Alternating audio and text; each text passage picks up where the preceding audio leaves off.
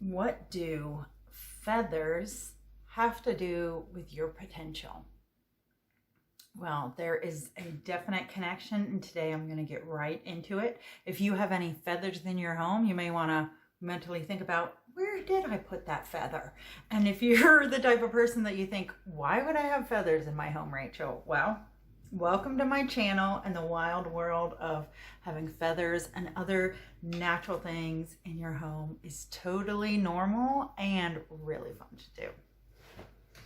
If this is your first time here, welcome. I'm Rachel Stravelli. I am a nurturer of life.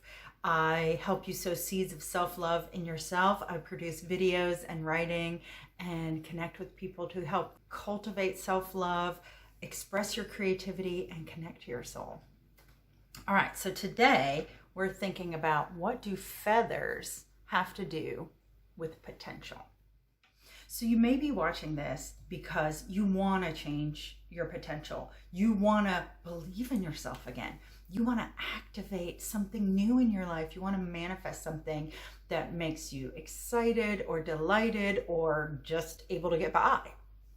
And yet you have probably had experiences where you were disappointed by the results of your efforts, where you tried something and you failed, and you tried something and it didn't work, and you had to start again and again and it still didn't work, and then you gave up. But what I'm going to ask you to do today, whether or not you have an actual feather in your house, is to think about, how could a feather be helpful in working with your potential? And first, I'm asking you to ponder this yourself. I'm going to give you some of my answers. However, it is incredibly important that you remember that your answer to this question is equally as important, if not more important, than mine. Because one of the keys in connecting to, cultivating, and working with your potential is believing in yourself and not relying on an outside authority, an outside expert, an outside person to say, you're okay, you can do this. I mean, I love to do that. I love to encourage you, but ultimately you have to start doing some of that for yourself. Okay, so first I will share with you a story. So you may recall Dumbo the elephant. I can't remember who, but they gave him a feather and helped him believe that he could fly. Now, in the story, later he realized he doesn't need the feather to fly. But initially, this is the thing that gives him the belief in himself, that gives him the confidence and the courage to do it. And one of the things that I would like you to consider is, do you have anything currently in your life that you're using as a symbol or a confidence booster for whatever this potential thing that you want to move forward into? So for example, let's say you want to start going to networking events because you need to meet more people for business or for love, or you just want to expand your social circle, but you feel a little bit insecure about going out there and presenting yourself to all of these people.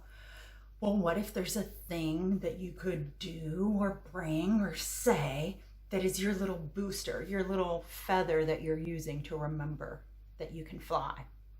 Sometimes I'll wear a pin or a special necklace that's a conversation piece, knowing that if nothing else, somebody's probably going to comment on it because it's kind of out of the box accessory. And then I know, oh, well, I've got that thing. I can rely on that thing.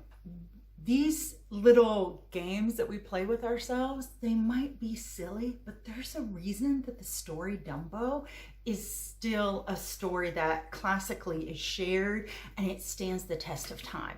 Because inherently, we know that there's something to be said for using a symbol, a tool, an object to give us confidence, to help us move forward towards the thing that we believe in. The other thing I want you to think about is birds flying.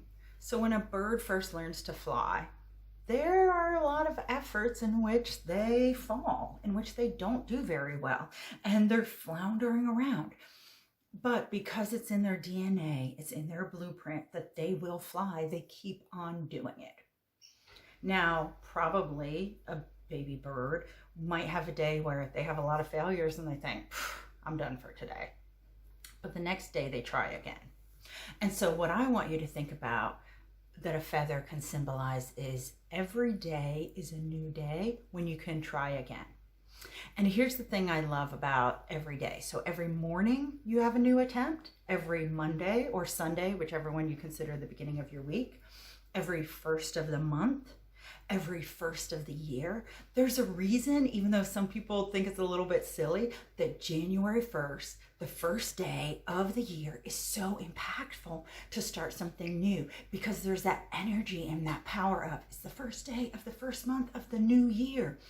And yet, for some of us, that's too much pressure, or January is like the worst time for us to feel the emotion of energy of starting something new.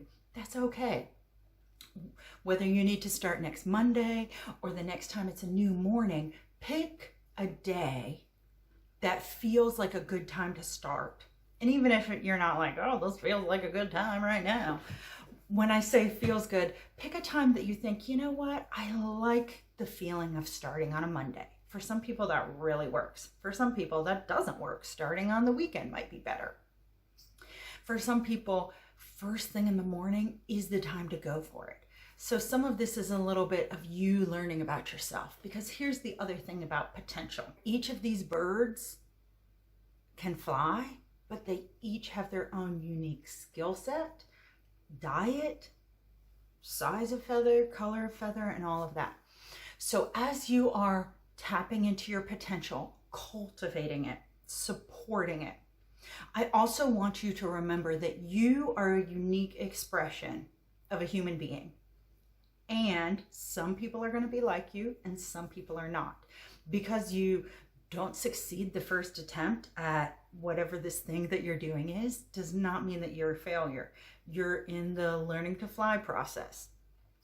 If you need to listen to that Tom Petty song to inspire you, whenever I hear learning to fly, I think of that song. Remember that your uniqueness is something that as you go through your life is a constant learning process.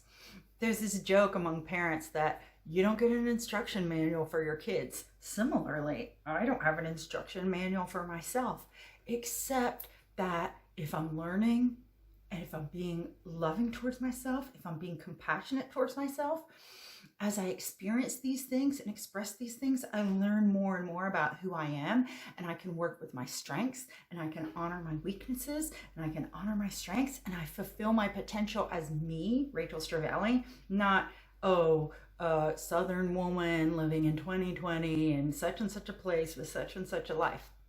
Like, I don't have to fall into the norms and the stereotypes that I should follow along with, or that I'm stereotype patterned for. I can get to know myself. And this is what I wish for you as well, that as you explore your own potential, that you see that it's unique and you can get to know you as an incredible and amazing, wonderful human being. All right, every week I send inspiring emails, and right now there's a how to uplift your spirits quickly guide that you can get if you click on the link below. And I highly encourage you to do that. I would love to shower you with support, encouragement, and new insight and inspiration into your email box every week. And feel free to comment below. What do you see as a connection between feathers and human potential? Did you like the examples that I used? Did you find one helpful? Were they so silly you're like, how's this even going to work? I'm so curious to know. So comment below which one of the analogies and examples seems most helpful for you, or please share your answer. I'm sure that you may have come up with some really cool connection between feathers and human potential that I have not considered, and I would love to know because I love my mind being opened. If you haven't already, please click the thumbs up button if you got anything helpful out of this video. If you're not already subscribed to my channel, hit the subscribe button below, the notification bell, as I said, the thumbs up button, and you'll stay up to date and connected every time I produce a new video.